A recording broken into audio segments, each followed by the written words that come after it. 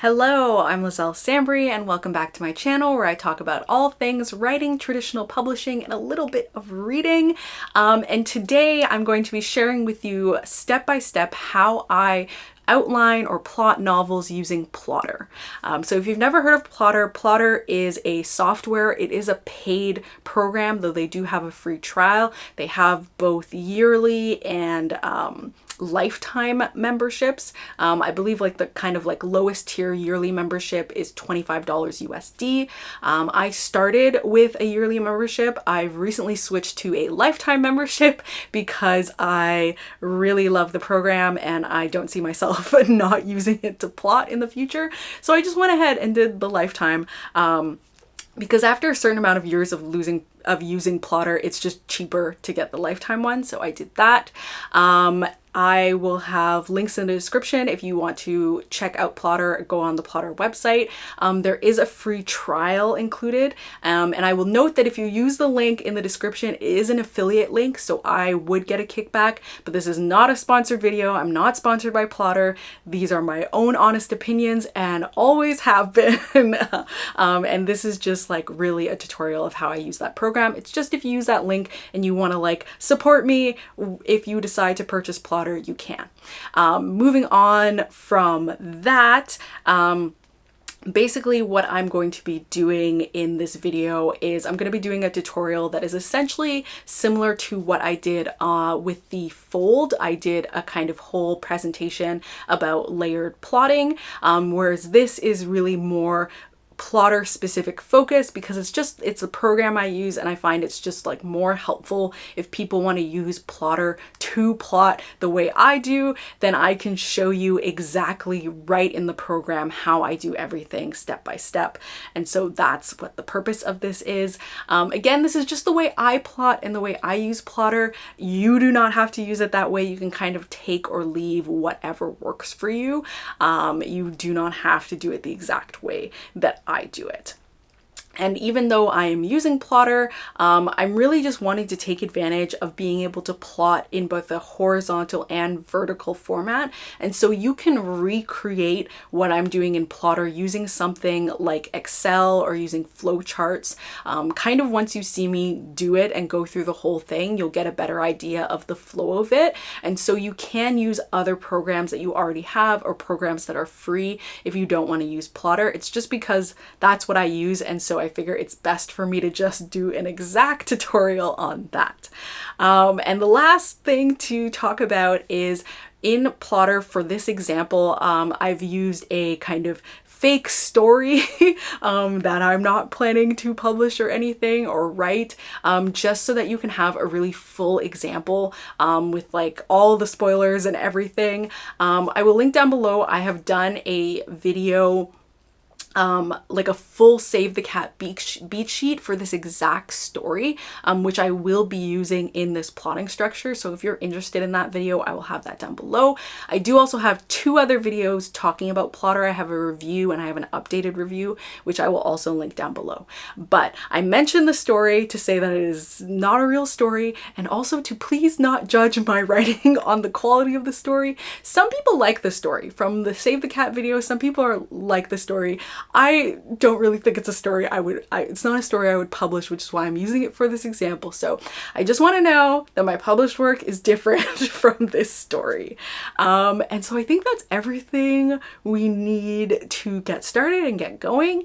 And so I'm gonna jump into the Plottr interface. You will see my face in a little circle somewhere, and I will get straight into the tutorial. Of course, as always, there are timestamps down below, so if you want to jump around, or if you're coming back to this video as a reference and you're like, what did she say about doing this thing in Plottr? You can just kind of jump back to that section and check it out and go on your merry way. The point is for this to be a reference for you. So that is everything, I think. So we can actually go ahead and get started now. Okay, and here we are in the Plottr interface.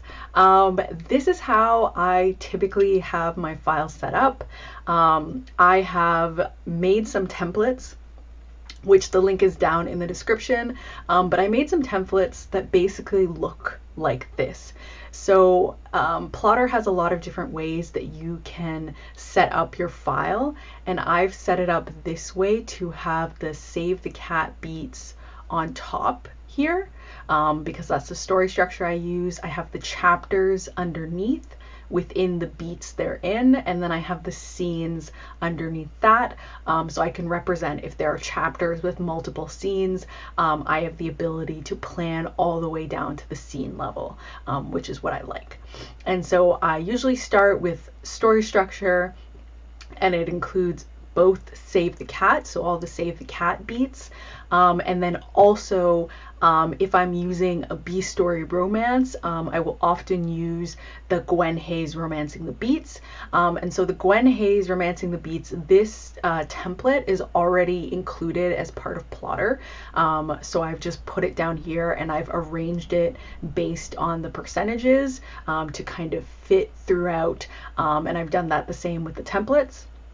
And then I've also placed the Save the Cat beats. I haven't included like details about what each the Save the Cat beat is supposed to include, because Plotter does not have Save the Cat as an included template, and so I feel weird about including it. I would really just recommend getting Save the Cat, one of those books. I recommend Save the Cat Writes a Novel by Jessica Brody, and reading through that and just adding your own notes into these like beats.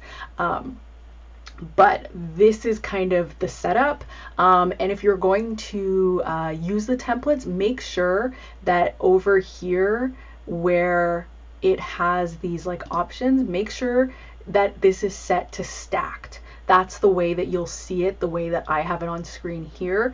If you have it set to any of the others, it's gonna be really weird looking, and it's not gonna come out like this. So make sure it's set to stacked. And this is kind of your Plotter interface. So this is the timeline where you'll be doing all of the actual plotting. There's a project section where you can put details about your project. There's a character section where you can put details about your characters or your places, all those sorts of things. I'll talk about those a little bit more as we go onwards, but basically this is the basic setup for how I put this together. I'm just going to start with a quick story synopsis so you understand the story we're working with. Again, if you've watched my Save the Cat full beat sheet video, you're already familiar with this story, but I figure I will go ahead and share it with you now, because this would be my process. I would start with having a general idea from the story, and then I would go into using Plotter from there. So the story synopsis is that 16-year-old Izzy is a witch from the weakest faction in a city of both magic and non-magic people, and her dream is to break away from wishing for more like the rest of her family and fully embrace a non-magical life. But when several high-ranking witches from the most powerful faction vanish into thin air and her grandmother is blamed, Izzy is forced to team up with the deeply unlikable son of her employer, whose parents were vanished, and use the very magic she's been trying to escape to clear her grandmother's name. So that's basically what this story is about. And the way that I always start my plotting process is I start with doing the character sheets. So there is on Plotter, there's a character section over here. You'll see that I've already put the characters in. So there's Izzy, she's the main character. This is the template that I fill out with all the information about characters. So basically I would go in here and I would go to this template. This is a custom template that I put into Plotter. You can do your character template however you want. Plotter also, if you click use template here, they also include a bunch of different character templates. These are just character templates I've already custom come up with, but they have a ton of them here too that you can use. And so this is how I set up my templates. And so this is where I would fill in the character sheet as part of my process of just going through. So I would just create the characters, I fill out the sheet. I do give them a category. In this one, I put them in like main, supporting, or other. You can also separate them based on books. So if I was doing a series, I could separate them that way. I'm being very loose about this character section because to me, the real details and what's helpful about my plotting style is the like a timeline stuff. But I do use these character sheets, and so I figure it's important to kind of talk about them, because this is like, I'm really trying to show you step by step the process that I would go through. And this is the process I would do. I would start with like a general idea of the story, and then I would come over here and I would do the character sheets for the main characters. So I would fill out Izzy's character sheet. And then Tristan is the love interest in the other main character. So I'd go and I'd fill out his character sheet as well. I just put pictures in there so I know what to reference. And you can kind of add whatever pictures you want. And so I have just a few characters to give enough of an idea. You can also kind of drag and drop them. So I can drag Tristan up higher if I want, so I can see him first, because he and Izzy are the main characters. And then I have another character here. I have some supporting characters here. I like to put their age in brackets just because there's not really a section for it, and I like being able to see ages at a glance. So this is pretty much how I would set up the character sheets. And then once you've kind of filled out everything, it'll show up here.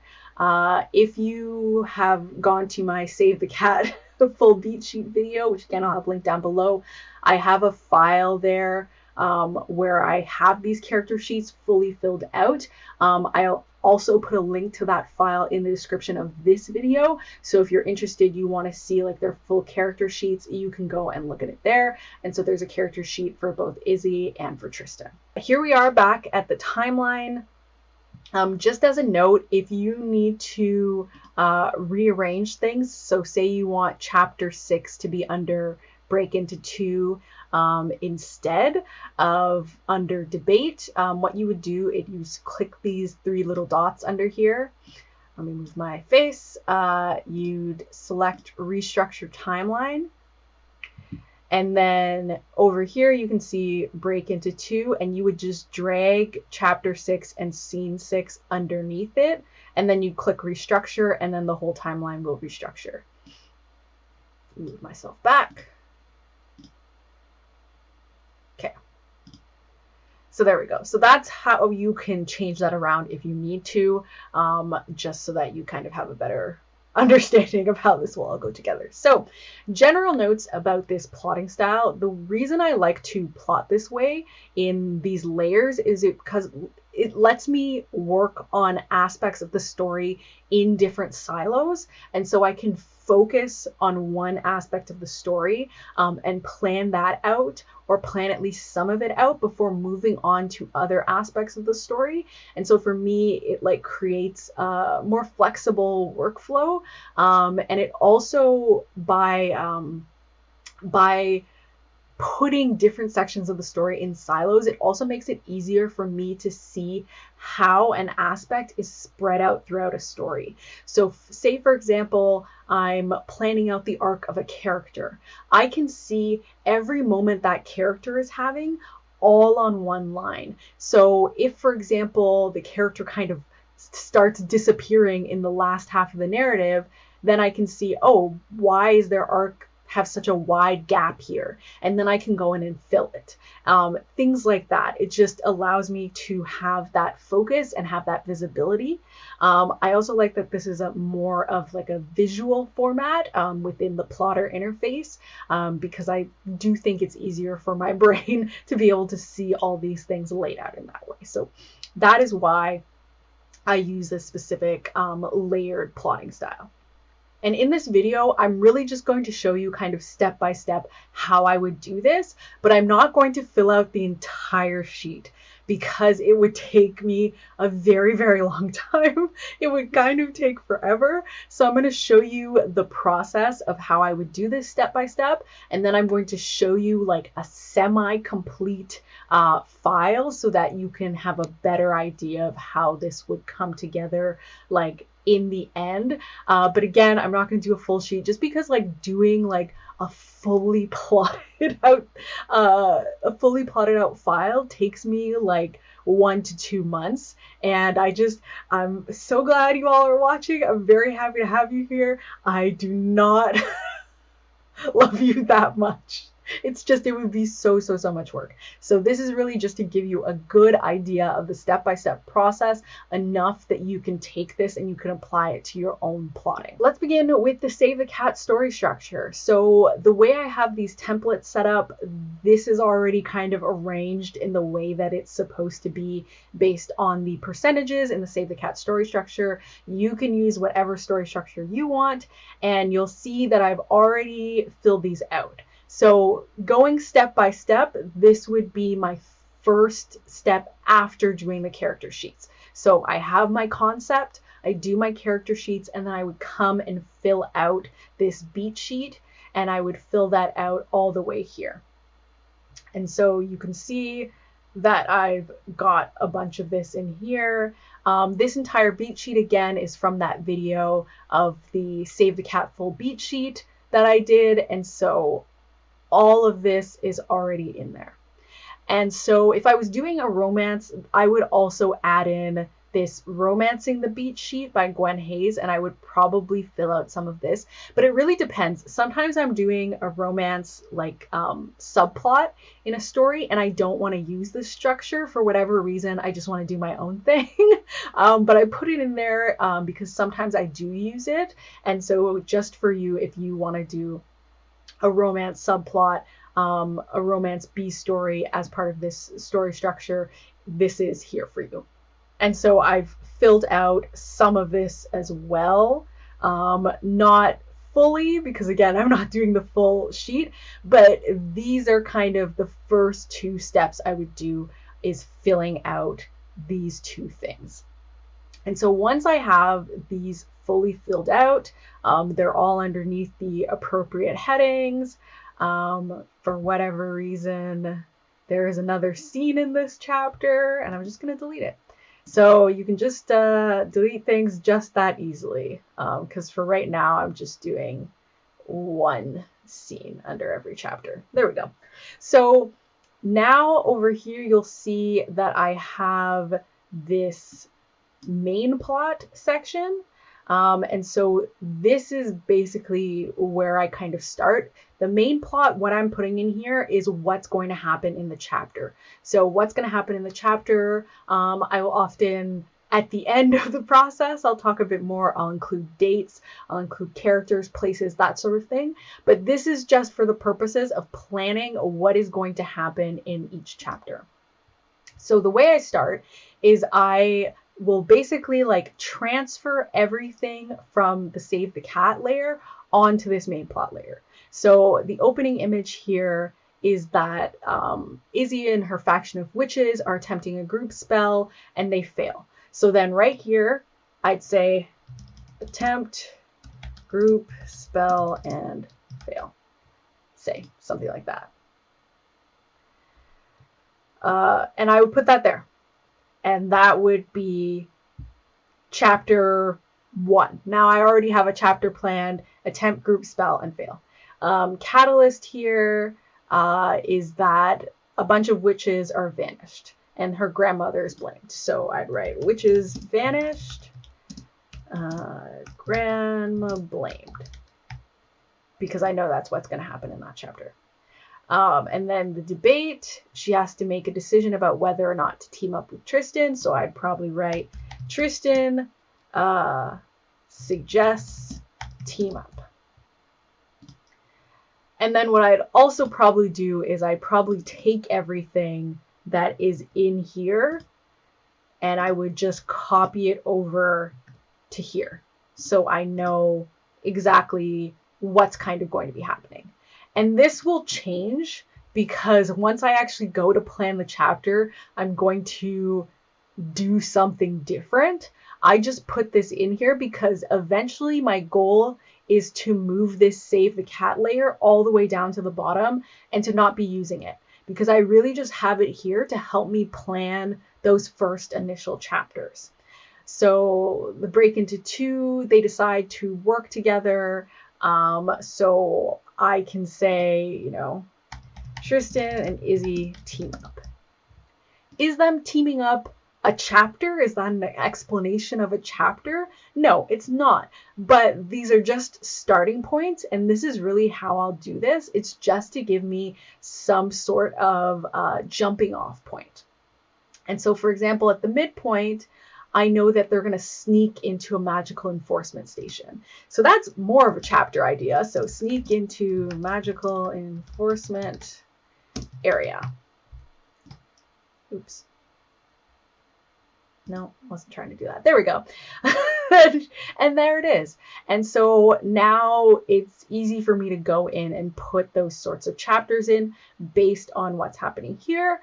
And then we can also do over here. So here I've put in details about Izzy is having to help Tristan prepare a potion. He's distant and surly. Something goes wrong, but Tristan can't do anything because, as a twist that will happen later down the line, he doesn't have magic. And Izzy doesn't have a lot of magic. And so this whole thing ends up being that she gets humiliated because things go wrong, and she thinks that he just didn't help her. And this is their meet cute moment, let's say, even though they technically know each other and they've known each other before. So that is much more of a chapter idea. And so what I'll do is I'll go in there and I'll copy that, because that's like a real chapter idea. And then I'll have, so how does Izzy get to his house? He's the son of her employers. So I can just say Izzy goes to work, because that's what she does. She goes to work. And then I'll put that in there. And now we have she goes to work. And you might be thinking, wow, you're kind of just repeating the information that you already have. Yes, but there's going to be more of a distinction, because once this becomes more of a chapter summary, I'm going to get rid of some of those things and they are going to be a little bit more distinct. But when it comes to your story structure and like planning out those initial chapters using the story structure, it is going to be more repetitive than other sections. But now I have that. So she has a moment with her faction. She goes to work. And I need one more setup chapter. So I can think about this later, but because I know the setup is her home life, work, school life, and relationships, and I already did like a home life. This is a work life. So here, to me, it makes sense to do some sort of school scene. So Izzy at school. And maybe I'll change that over time, but it just kind of makes sense because I only have one more chapter left, and it's part of the setup, which is establishing her life before this catalyst event happens. And so that can go in there. And then even here, Tristan suggesting the team up. Now I have a space here, and I know it's part of the debate. So she has to think about whether or not she's going to be part of this team up. So what can I put in that section? And then what I kind of can decide to put in there is maybe her faction has some sort of meeting about what went down at the catalyst moment. So then I can have Izzy faction meeting. And I can put in there. And then she can kind of spend some time contemplating during that time. And then over here, it's too big of a section. And I know because this is, it's supposed to say fun and games up there, but of course it doesn't, because that would be easy, wouldn't it? Fun and games. There we go. So because the fun and games is a large section, and I know that it's going to be basically built out based on my subplots, I'm not going to try and do this now because I don't really know what I'm going to put there. And so really this first step is putting in the story structure and then putting into the main plot as much as you can think of based on the details you have from filling out that story structure. And this is kind of like the first step base of me plotting. If you have multiple POVs, then I would do multiple main plots. So you can come over here and click that plus button. And I would probably call it MP for main plot. And I'd say, let's say we're giving Tristan a POV. So then I do main plot Tristan POV. let me drag that up there. You can change the color, which I like doing because I'm that sort of person. And I'm gonna make it yellow too, so that we can see that it's his point of view. And so the way that I usually do this is that, for example, if chapter 8 is going to be a chapter from Tristan's POV, then I'll write, let's say Tristan argues with parents, let's say. And I would put that there. And then if the next chapter is going to be Izzy, then I'd skip over and I'll write Izzy goes skating. Obviously she's not going to go skating. It's just to take up space. And so this is the way that I do it when I do multiple POVs. I just do a second main plot line and I just alternate. I'll just put their plot down here, just so I can keep them separate and work on them separately, but also like keep them on top of each other so that I know there's a blank here because it's Tristan's POV, not for any other reason other than that. And so that's the way I would do that if you have multiple POVs. So I'll do that. And I'm going to get rid of this because Tristan doesn't have a second POV in the book. But just so you know, those are the options. Apologies, I filmed my character arc section talking about it, and then the sound was not working and was cutting in and out. So I am back here to do it again. So where we left off, we had the Save the Cat layer, and we translated all of those up over to here. And so that's what's happening. Everything from the Save the Cat layer was sort of transferred up to that main plot section. If you're wondering how I'm getting this to stick, there is an option under main plot.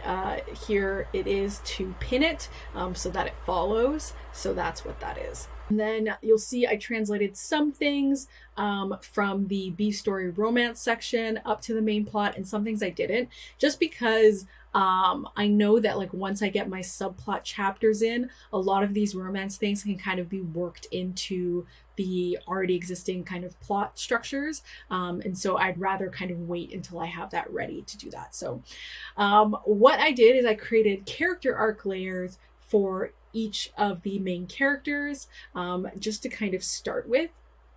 And so what I put in the starting point is I put the elements from their character sheet. So I put the lie that they believe, which for Izzy is that you cannot overcome innate talent.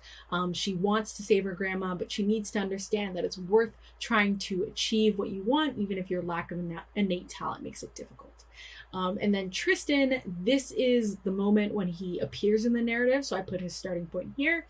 The lie that he believes is that magic is necessary for achievement. He wants to save his parents that are vanished in the catalyst. And he needs to understand that what you can achieve is not limited to your magical ability. And so that's kind of where I would start. And then ignore this section.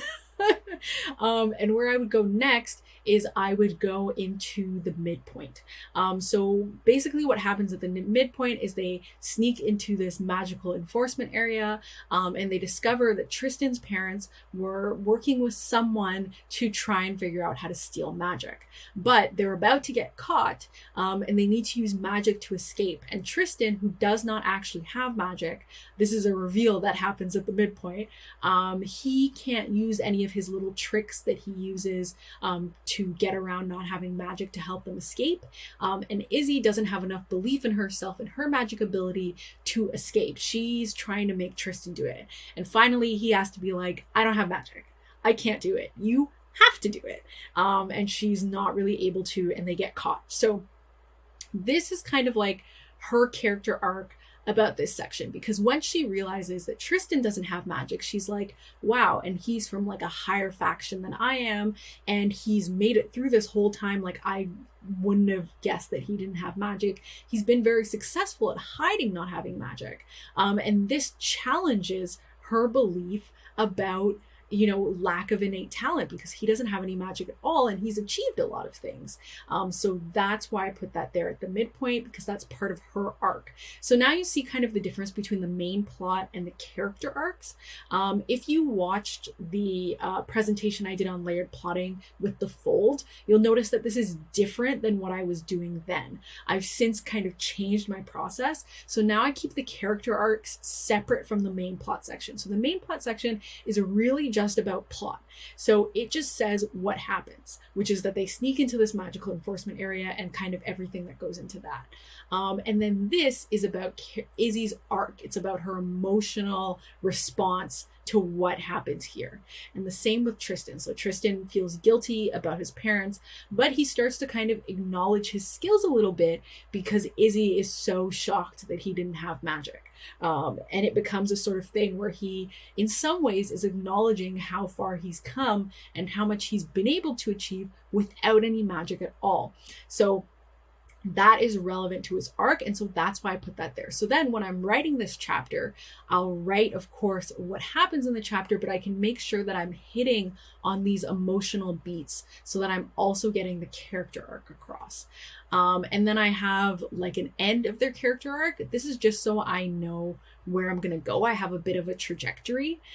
So I know I'm going from this kind of, not being sure to being more like, I'm thankful for the magic that I have. And I'm also thankful for my like non-magic skills. And I'm like proud of myself.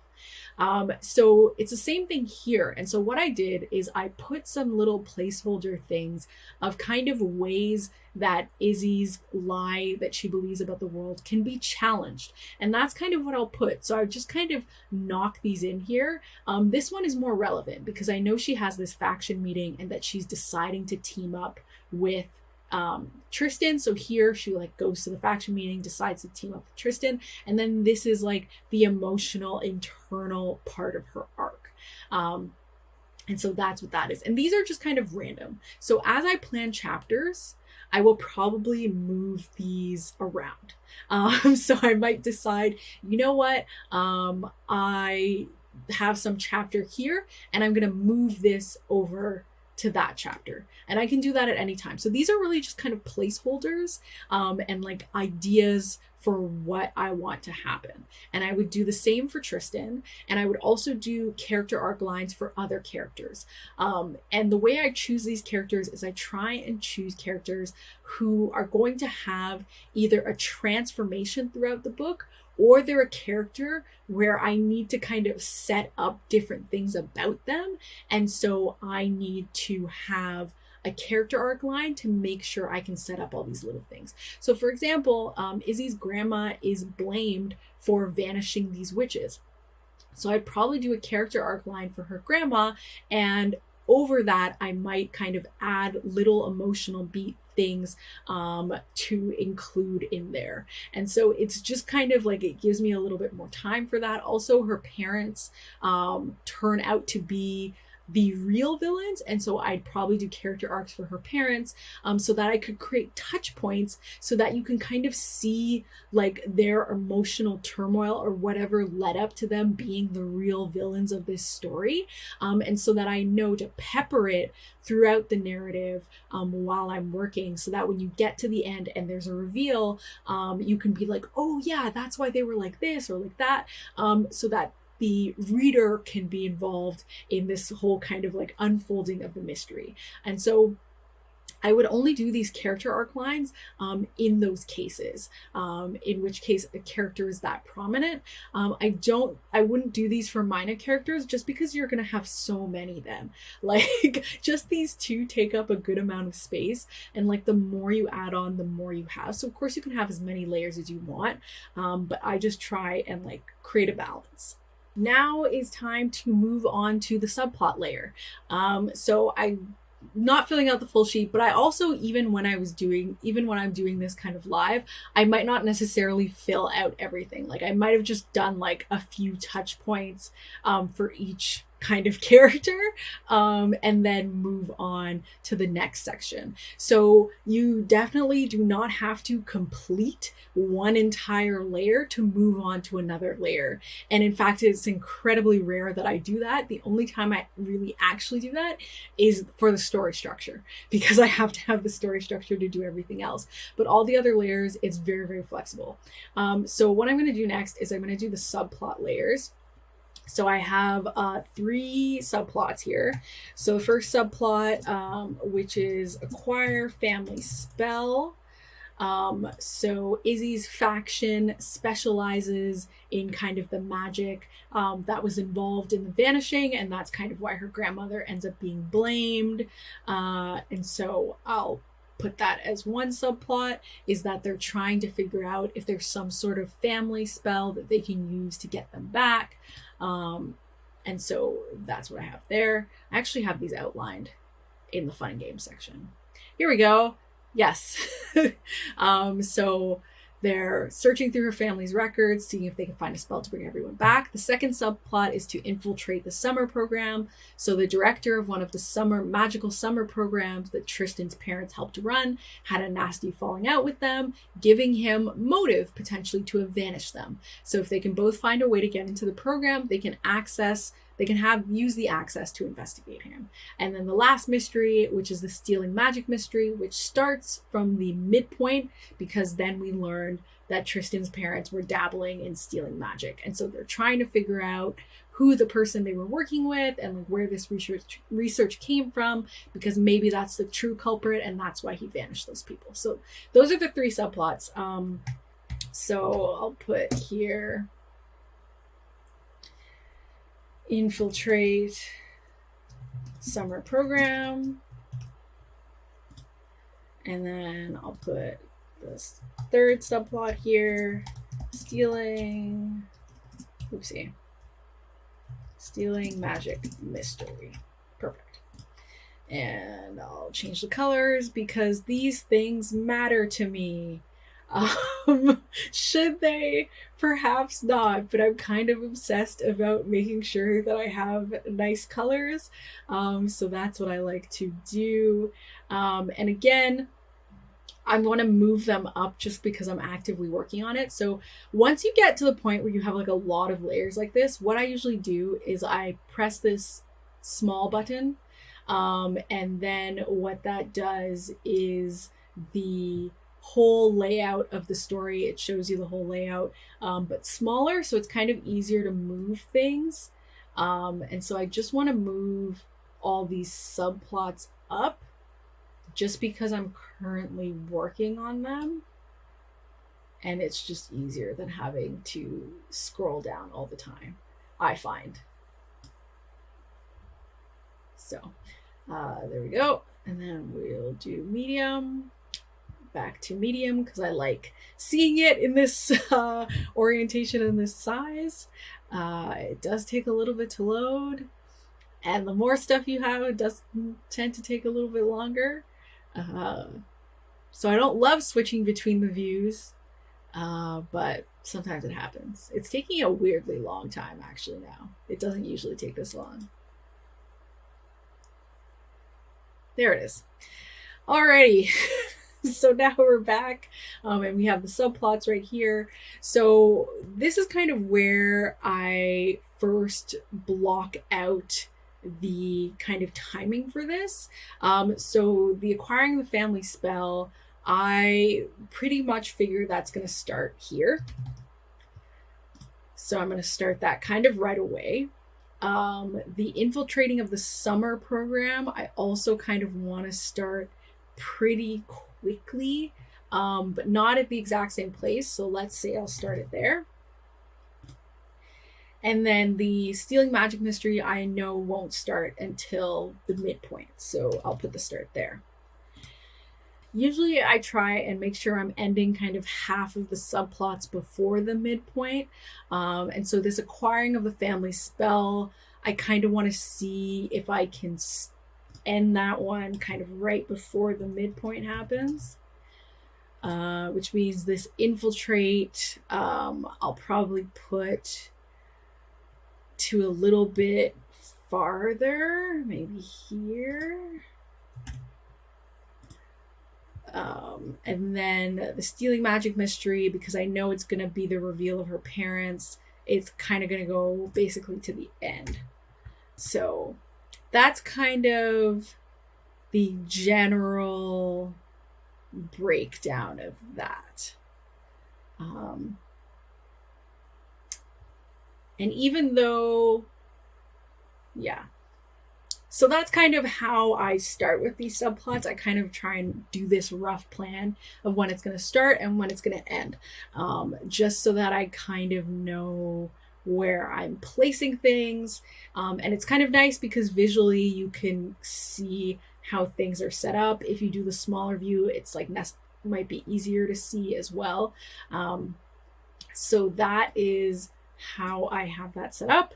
And then I'll start to actually put things in here. So for the start of the family spell, so the decision to investigate family spells. I know I'm spelling things wrong. It's okay. It's all right. So that's what kicks off this whole family spell investigation, and how it ends. So how I think it's going to end is that they discover Grandma wasn't strong enough to do the spell. Grandma isn't, whoop, press the wrong thing. Grandma isn't strong enough to do spell, which is positive for them because it could possibly kind of, implicate her. So I might do an up. This is a save the cat thing, just to kind of share that things go positively. That's something I might put in there.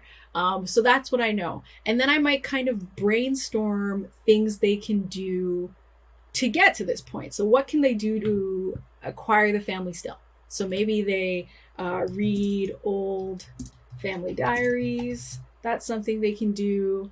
They can discuss with her parents. And then, I might think of what's some like dramatic stuff that can happen. Like what's some things that are like, could spice up the subplot a little bit to make sure that there's kind of ups and downs. So maybe they're warned off digging into family history. So that can be something that happens. Or they can discover Grandma developed vanishing spell. And this could kind of make it seem like, oh, maybe Grandma did do it. So we can put something in there. And we know they go to sneak into this magical enforcement area. So then it can be try to talk to Grandma and,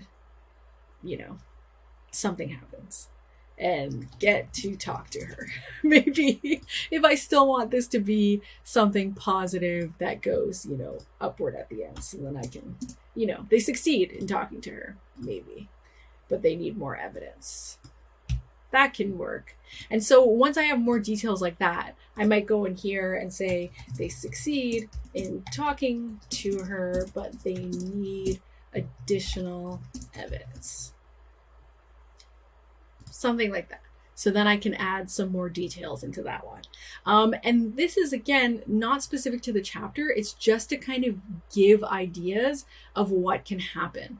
And this is going to be helpful for me planning these chapters because, for example, if I know they're going to read old family diaries, maybe, I can do something like coffee date to look through evidence, let's say. And that's when they can look through the old family diaries. And then, because I've made it like a coffee date, I can kind of scroll down and see, okay, this is where like maybe we're going to have the no way. So the attraction starts to grow, but the main character runs from love again. So then I can maybe move this over to this chapter so it aligns properly with this. And then I can make sure that, you know, if I know the main character is going to run from love here, I can have maybe Izzy leaves date abruptly due to feeling embarrassed. Now you can see how bad my spelling is.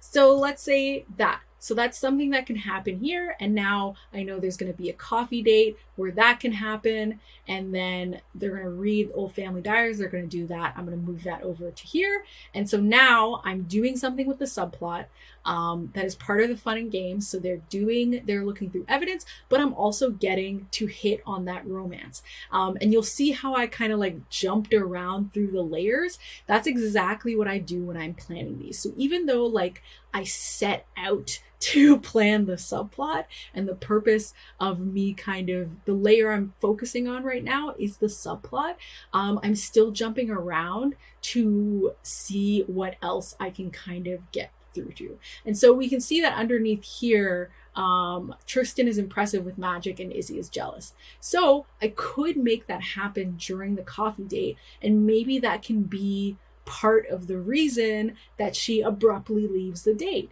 Maybe this is the emotional beat that she had that caused that. And so this hits on the romance of it, and like is focused in on the relationship. This is stating facts. This is the emotional beat. And then this is a subplot that we're hitting through that. And of course, I can put something here for Tristan. Maybe Tristan already kind of is annoyed with Izzy because he feels that she squanders her magic. So maybe this like can, you know, how can this relate to Tristan's arc? So maybe he feels that somehow Izzy is able to tell that he doesn't have magic and can like pick up on some magical inferiority. So, you know, feels inferior when Izzy leaves. So that can be something that happens as part of his arc, and it's going back to that wants, needs that he has. And so this is kind of like the layering. You're jumping around and you're kind of adding things as you fill this out. But for example, filling out the subplot gives you ideas for the main plot, and then you can like add on. And so that's what I'm doing here in this subplot layer. And I'll do the same thing here with the infiltrating the summer program. So I can have them decide. So decide to infiltrate program. And then I can have maybe there's an entrance test. So attend program entrance test. That could be cool. And then her ex-best friend is going to be at this academy. So maybe she has like an ex-bestie study night. And maybe they have the study night because they're first forced to work on an assignment together. So forced to work on assignment with ex-bestie. Right? So that I can, maybe I'll stack this on top because they're forced to work on the assignment first and then the study night. So then what I could do is in this chapter, I can have school scene and after school sleepover, something like that. And then I can actually add 2 scenes here. So in this chapter, I can add another scene. So then this is just the school scene. And what happens here is a sleepover, right? I don't know why that didn't. School scene. Close. There we go. And so here, forced to work on assignment, and then we put the study night over there. And now you have a chapter that has 2 scenes in it, say. And so this is how this can kind of look. And now you've come up with that. Tristan's not going to be in this sleepover scenario, but if I had a character arc for the bestie, which I would, then I can kind of add on to her character arc. Like, what does she think about what's happening? How is this affecting her arc? What is she feeling emotionally about this? And so that's what I can add on to that. And then of course I can add anything with Izzy and her particular arc or her emotions. I might even, you know, like maybe confronts what she lost by cutting out magic, because her and her friend are not friends anymore because Izzy didn't want to be involved in the magical community. She wanted to stay to the non-magical community, and that's why they're not friends anymore. And when they're having the sleepover, she's kind of confronted with that feeling. And so again, in the chapter summary, it will say, usually I'll do like a date. So I don't know, maybe I'll say July 10th, 2025, who knows? I'll say Saturday. No, not Saturday, because Saturday. This sleepover can happen on Saturday. They go to a sleepover at ex-bestie's house to study for blank course, let's say. And then when I do that, what I would also do is I tag the characters. I usually do this after I've written the whole book, but I just want to show it to you just so you can see what I might do. So I tag Izzy because she's in this chapter, and I tag the friend who's Sarai. She's in this chapter. I don't know if I have a place yet, but let's say if they were doing it at Izzy's house. So instead of ex-bestie's house, let's do it at Izzy's house. And then I have those tags. So those characters are tagged. So if I ever want to know what are all the chapters with the best friend in it, then she's tagged as a character. So if I want, I can go over and I can filter, and I can filter by character. So then I can see every single chapter that she's in. Sometimes, usually I use this as like a revision tool because it helps me. So if, for example, I get feedback that, oh, this character kind of disappears, I can like click, I can see every chapter they're in, and I can look at their character arc line, and I can add things to the character arc line. I can add them to chapters, that sort of thing. And it's just helpful to be able to have that. So I just wanted to show that to you quick. But again, I use that more as a revision tool because usually I wait until I've written the whole book, and then I go back and I update these things with all the characters that are in the scene. But I just wanted to show you so that you can see that. And I put that date there. I'll talk a little bit about dates and calendars later, but this is just an example of like what the chapter summary would look like. And that's just like what happens. As I know it so far, maybe they have a fight, maybe they argue, maybe something additional happens. But I haven't figured that out yet. But yeah, so that I can put that there, and that's what's happening in the ex-bestie study night. Again, you'll notice these are still floating. They're not really in any space. That's fine. That's really how I do this. And I'll go to the next subplot and I'll do the same thing. I'll go to the start, I'll write something in, I'll go to the end, I'll brainstorm a bunch of stuff that could happen in this subplot, and I'll put it here, and I will use it to help me think of chapters that can happen up here. And so that's basically like kind of the going through of the subplot layer. And at this point, I may want to start adding in novel specific layers. So these are things that are kind of very specific to the type of book that you're writing. So for example, I might write magic system here because I want to establish some things that are relevant to the magic system of this whole kind of world that I have created over here. So for example, maybe in the first chapter, I want an explanation of factions. So I might want to explain how factions work and put that there. I might want to explain magical versus non-magical schools while Izzy is at school. So I would put that over here. And then here is where I would put in all of my information about this world building detail. So I might say magic schools, blah, blah, blah, And then I'd say non-magic schools, blah, blah, blah. And I put that in there. So I know that when I am putting together this chapter, I need to explain these things. And here I will have the full explanation. So I can just kind of figure out a way to weave that into the narrative. So that's something that I might have, that kind of magic system. And then there's also a thing about the factions, there being some unrest between the factions.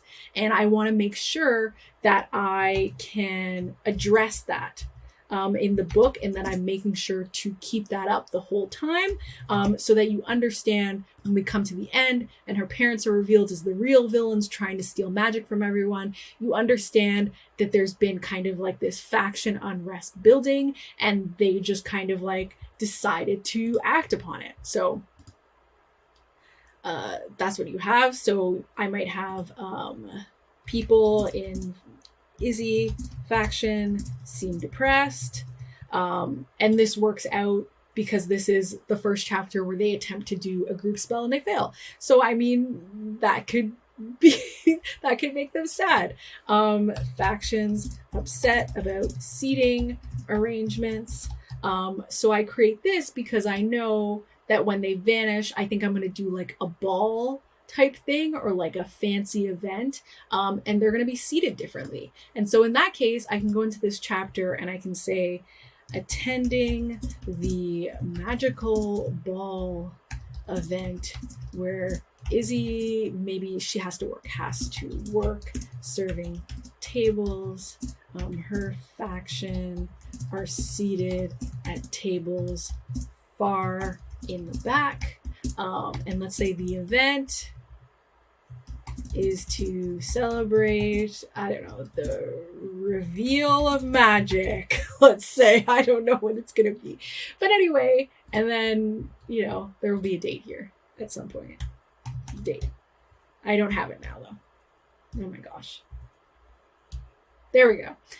So this is what's happening. So then I can put that there. And so then I know this is the faction unrest that I'm going to put in here. And so those are kind of like some specific things. Also, of course, I have this mystery of like who actually did this vanishing. And so what I might do is I might add in suspects. So the headmaster of the school that they're trying to investigate, I could add him in as a suspect.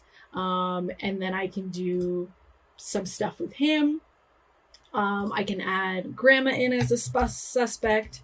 And so this layer, as opposed to a Grandma character arc is about her internal journey, the emotional side, and then Grandma suspect would just be things that make her look suspicious. So I might pull this up underneath the actual, acquire family spell. I might pull that up underneath and like add some details about things that might make her look guilty. Or I could just incorporate that into this subplot section and just add those details there. It can kind of depend. Sometimes something might go together, sometimes something might not. Same with the summer program. I could do that separate suspect thing, or I could just put that information in here. It kind of depends on what works better for you. You might have red herring layers. You might even have a twist layer if you want to like plan out the twist separately. You can kind of do whatever you want in that section, just to kind of get whatever you need. And once I've kind of done as many layers as I think I need, and I've kind of, you know, generally blocked them out, that's when I'll try and get something rough for this whole thing. I will try and roughly plan out all of the chapters just so that I have something there. So what I'm going to do now is I'm going to jump to a completed version of this whole thing. Well, not completed because I'm not doing anything completed, but like to a roughly completed version, just so you can kind of see how everything might look together. And here we are with a sheet with a fully filled out top layer. So you can see all of the chapters are now planned out over here. This will look different than the version we were working in because this is kind of the completed, and the version we were working in was just so I could show you things. So if you're noticing that there's different colors and stuff, that's why, because I had to work backwards in a way. But here you are, and you can see how everything is spread out. So for example, they discover Grandma's secret workshop, which came from discovery that she developed a vanishing spell. And here we have the stealing magic. They notice some ingredients or tools. So even though the stealing magic subplot doesn't start until midpoint, there might be some little hints about that I want to do beforehand. And so that's what's put in there. So this tool that they notice when discovering that Grandma develop this spell, it's something that they don't really clock that much at that point, but later on they do understand kind of more the significance of it, and so that's something that's coming in there from that subplot. Down the line, they get caught here, so caught snooping and punished sort of thing. Izzy does her own solo investigation because they kind of get mad at each other. I have It's Not a Date, Summer Festival with Tristan, just kind of things that are fun but can also get different things accomplished. And you can see kind of the amount of stuff that is happening over time. And at this point I put the story structure layer, I put it at the bottom because I don't really need it anymore now that I have all the chapters planned out. The process really is I choose a layer focus. So I decide to concentrate on a layer. I put in some placeholders to give me trajectory. So that kind of start and end and middle that I put in sometimes. So that kind of gives me a trajectory. And then I kind of just brainstorm things that could happen very loosely. And then I use that to help me plan chapters. I move different things around. I jump to different layers as it is relevant. And I fill in what I can. And I basically do that until I have all of the chapters planned. I go down the line in my different layers and I flesh out all those layers to work with all of these chapters that I have planned now. I make edits and adjust. I fill out the character sheets, and I basically kind of fill everything out to the best of my ability to make sure that each layer kind of gets its due. Each of those layer things is getting its fully fleshed out section. And then I know how it's relating to this main plot, to what's actually happening in the chapter. I also can see the character arc of the main character to know to address all of those things. And basically that is the process, picking a layer focus, brainstorming, adjusting, and doing that kind of continuously until I have something that is filled out. At this point, you might be thinking, how do I know if it's filled out? How do I know if I'm done? Because you can kind of technically go on for this, infinitely if you wanted to. But to me, I feel like I have enough information in each section to effectively write it. And that's very subjective. That will be very dependent on you as a person. But for me, that's what I use to decide that I have everything in place that I need to have in place. Is I do that sort of thinking about it. Is this enough for what I need? And that's how I go about that, because it is really hard otherwise to know. But I also think the best way is you have your whole chapter, all your chapters planned out, and you feel what's going on in the chapter. So you understand what is actually going to happen in there. Any subplots it's hitting on, any red herrings or twists or world building, anything else you need. You understand how the characters are supposed to be reacting in that chapter, and you feel like you have enough to be able to write the scene. And that's what matters. And that's enough. And at that point where I feel okay, now I've filled everything out and I'm good, this is usually the time when I will go and I'll create a calendar. So I usually use Notion to create a calendar. I really wish that Plotter had its own calendar, but it doesn't. But I usually go into Notion and I create a calendar, and I will tag the calendar with all the different chapters of everything that's happening. And then I will translate those dates here. And usually the way I do it is I will put a date, like let's do, I don't know what date it is, Saturday, June 29. Now you know how far ahead I film things sometimes. So Saturday, June 29th, 2024. So where did I put that? The way I immediately lost. Here it is in chapter 8. So then when I do the next chapter, chapter 9, let's say this is Monday, July 1st, 2024. And so that's 2 days later from Saturday. So then I usually write 2 days later, comma, this. And I would do this so that I know the passage of time when I go to write a chapter. So when I go to write the chapter, I can be like, a couple days had passed and blah, blah, blah, blah, blah, to make sure I'm keeping track of the timeline. And that's what I do that. So whatever the previous chapter is, I will mark how many days have passed plus that date. And that's how I do it. And that's how I use the calendar and how I incorporate that into Plotter. And I just do that because for me, in publishing, it's just, I have to keep track of the dates because at some point a copy editor will mention the dates. And when I do this, I know what the dates are supposed to be. And so that's why I do that.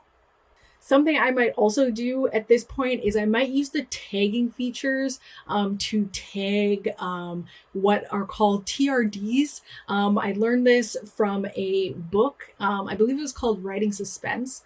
But in order to help me keep up my pacing, so TRDs, it's twists, reversals, and danger.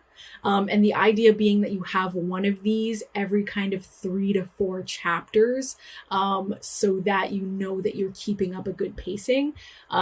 So, for example, when the witches are kidnapped, I might tag that as danger. Do I have my tags here? Of course I don't. So you can go to tags and you can create the tags. I usually do them like this, twists. Sure, it can be in main category, save, twists, and then TRD, danger, and then TRD, reversals. Why didn't I do that in order? Your guess is as good as mine. And you can add a color, which of course you know I'm doing because I love to add these colors. So anyway, there are all the colors. And now we can go back to the timeline and actually do the tagging. Okay, so now here, when the witches get kidnapped, I will tag that as a danger. And you see it's nice and red, like the color. I like that stuff. I don't know. So that's a danger thing. Let's see. They search through her house for clues. Someone breaks into Tristan's house. So that can be another danger. Did that work?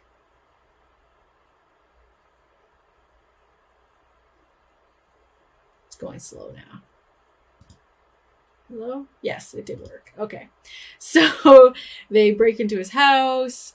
Let's say discovery of grandma's secret workshop. So that might be like a twist that she has a secret workshop. So let's do that. That's a twist. And let's see.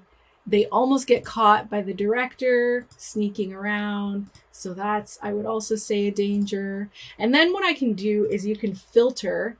And I want to filter by danger and twists. And so now I can see how often they are happening. And so again, that idea was every like 3 to 4 chapters for like a super fast paced story. So say I wanted this to be super fast paced. Okay, then probably something should happen around here. So maybe when the grounded witches are publicly blamed and confronted, maybe I can write witches are attacked. And then I can tag that danger. And now I've added a danger element, and so I'm keeping up the pace I want. So that's also something I do. Again, this is all very extra, but I want to try and be able to share like the whole process of what I go through when I do these things. And so that's why I'm sharing it with you. So I do that tagging as well. And again, I usually do that towards the kind of end, and then I can just add on things to chapters. So I added that extra danger. I knew they were going to be publicly confronted. Now I've just added that like someone attacks them. And so I've made it work for the chapter that exists in it. And now I have that faster pace that I want, with like one of those things happening every like 3 to 4 chapters, which is very, very fast paced for the size of this story. But say that's what I wanted to do. So now I know that that's what I can do. And so when I'm doing this process, I'm not, of course, doing all of this stuff at once. If you are wondering, I usually schedule my time. So I break up my time in that I will, for example, one day I'll say, okay, I'm going to work on the character arcs of these 3 characters. The next day, I'm going to work on subplots for these 2 things. The next day, I'm going to work on these other 2 subplots. This other day, I'm going to do, well, the story structure I would have done from the beginning. So doing that in the beginning. This day, I'm going to work on doing twists. This day, I'm going to work on doing red herrings. And I don't expect that I will fill out the whole thing like absolutely perfectly. It's for me to be able to block everything in and to get as much as possible in. And throughout that whole process, I am planning out all of the chapters. And so I will usually have time later on where I'm going back in and I'm filling out things in much more detail, but I'm also doing that the whole way through. The whole time I am building up on that over and over and over again until I have all those chapters planned. And once I have all those chapters planned, I'm building on it even more to get in all of those details. As I said, the dates and getting in those dates from the calendar, the character tagging and the place tagging, again, I usually do that as like a revision thing. So I usually don't do that until after I've written the whole book. I will go back and I will update all my chapter summaries to make sure they are accurate. And I will update any date changes. I will put in the characters, places, that sort of thing. And that's because I also use this as a revision tool. I don't just use it for my initial plotting. But that's kind of how I schedule myself out, is I just give myself a few layers to work on at a time and build up. When I say this takes like 1 to 2 months, I'm very serious, just because it takes time to build that up. It takes time to come up with ideas. I would think of it just like plotting your book regularly. It's going to take a little bit of time to get all those things in place. And finally, how do you use this information to actually draft your book? So this is where the outline comes into. So click on this outline tab here. It's taking a bit. There we go. And usually I will click filter by plot line because I don't need to see the save the cat layer anymore. And it's kind of annoying because you have to click literally everything else. I wish they just had like the ability to just hide instead of only show me this. But anyway, they don't. So I have to click all of my different layers, which is very annoying, in order to make sure that the save the cat plot layer isn't there. And it's just because everything that was in the save the cat, I've already translated to another, translated to the chapter information. And so I don't need that as part of it. But anyway, now you have everything in here. And so chapter 1, scene 1, it's just not showing chapter 1. But scene one, so this is everything. So this is what's happening in the chapter in the main plot. This is the romance thing that's going to happen. There's a first appearance of a character here. There's the mom's starting point character arc, the dad's character arc, grandma's character arc, the magic system explaining things, the main character's character arc, and some faction unrest. And all of that happens within that first chapter in that first scene. And so I know that's a lot. So when I'm writing the chapter, I look at all these things, I take a good look through all of them, and I understand what's going to happen. I write the chapter mainly based on what I know is in here. And then after I finished writing the chapter, I check back over to make sure that I got in everything. So I may have written the chapter and then I missed, for example, whatever, this whole thing about the friend, noticing Izzy and her and Izzy not like interacting with each other, even though they notice each other. So maybe I forgot to put that in. So I'll go back and I'll add that into the chapter. Or I forgot to suggest the mom's character arc. So I'll go back and I'll add that. I didn't explain everything that I put in here that I needed, and then I'll go back and do that. Or I missed people in the faction seeming sad. And so my drafting process is therefore not really like I draft and it's done. I'm drafting it and then I go back and I check through all of these things to make sure I'm doing it. And if something doesn't feel natural, like I was supposed to explain something, but it doesn't feel natural to explain it here, then I will usually find some way to tag it. So maybe I'll create a tag that says didn't mention, and I'll tag this thing with that, so that I know to go back and mention that later. But this is like essentially how I am planning that. And basically what it is it's just all of the later layers vertically. So it's just everything that falls under that chapter 1, scene 1. Usually it's supposed to say what the actual, like the chapter heading should show up here. I don't know why it's not. I assume it's some sort of glitch. That's the only upset about using software. Sometimes there are glitchy things that happen.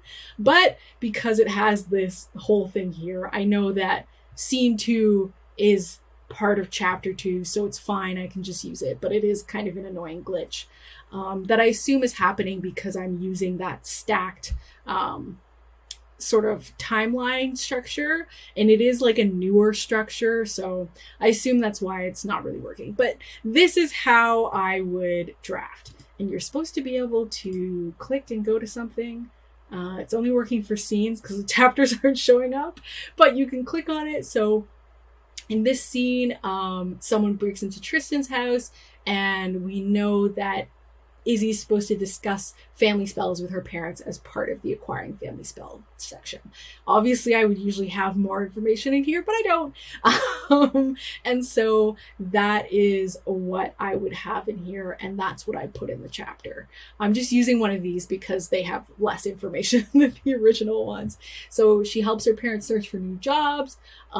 She's warned off digging into the family history, and they decide to infiltrate the summer program. So that's everything that happens in this chapter, and I'll make sure I get that everything in there.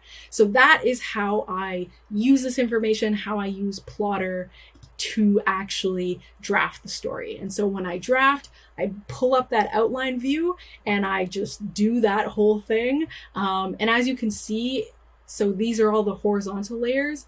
It's basically just like putting together everything that happens. So scene 4 has what's happening over here. So the reaction to the kidnapping, grandma annoyed, all of those things. And it's just putting them into one section so you can concentrate on all of those things as like a per chapter, per scene level. And so that is how I use all of that. And yeah, that is the end of this portion, so I'll send you back to Sitting Lizelle to close everything off. And that is it for how I outline using Plottr. Is this a very lengthy and involved process? Absolutely. It absolutely is. I know that not everyone wants to plot to this extent, and that's why I say that is not the only way to use this program. It's just the way that I do it. You can kind of take what works for you, leave what doesn't work for you. Obviously, you do not have to do it in the exact way that I do it. You can really just find whatever is the best for you and for your process and your writing and your plotting. But yeah, that is pretty much how I do it. As I said before, links are down below for the plotter sign up through that affiliate link. If you, for whatever reason, don't want to use my affiliate link, you don't have to. You can just go to the plotter website and buy it. It's just if you want to like support me alongside of it. And then also I'll have a link in the description to that template of like the whole kind of stacked format, so that you do not have to do that yourself from scratch. And you can kind of just take what I have and edit it for your purposes. So I'll have that there as well. And again, in the description, if you want to check out my plotter review videos, those are available to you. And if you want to check out the Save the Cat full beat sheet video for this same example story, I also have that linked down below, as well as my playlist to my whole Save the Cat deep dive series. If you want to learn more about the Save the Cat story structure and how I use it and all of that, I will put that down below as well. And I think that covers everything. If you have any questions about kind of how I use Plotter or what I explained or anything like that, please put those in the comments and I will do my best to answer them. If there's a lot of questions, maybe I'll do some sort of follow-up video, but I try to be as comprehensive as possible. But yes, if you have questions, please put them in the comments, and I'll try and answer them. And that's about everything. So if you like this video, please give it a thumbs up. If you haven't subscribed already, please subscribe, and thank you so much for watching. Bye!